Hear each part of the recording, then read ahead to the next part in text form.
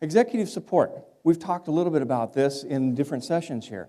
The key is that any time that you're tweaking the brand, any time that you're doing something that impacts the brand, you have to have the support of your CEO. The CEO buy-in, and it's not just the CEO, it's the C-suite. It's all of your peers who are sitting around the table. As was mentioned in a previous session here, it's not about being brand-led, it's about getting everybody around the table, this cross-functional teams, to agree that this is the direction that we're going.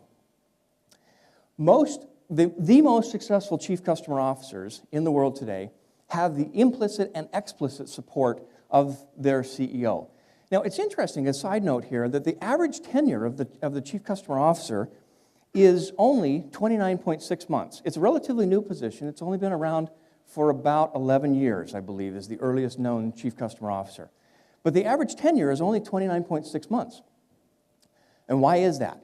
The biggest reason why CCOs fail, and this is a lesson for you to take away from this, is the mismanagement of expectations as to how long it takes to generate this notion of customer centricity throughout the organization. It's not a quarterly basis. You mentioned that it was 10 years, 11 years for you at Hilton. Jeb Dastile is the Chief Customer Officer of Oracle and the 2009 Chief Customer Officer of the Year. He spent 3 years building the foundation for this notion of customer centricity throughout the organization before he accepted the role of Chief Customer Officer, because he felt like he needed the organizational clout and the credibility coming into this role in order to be effective in his role. An offering.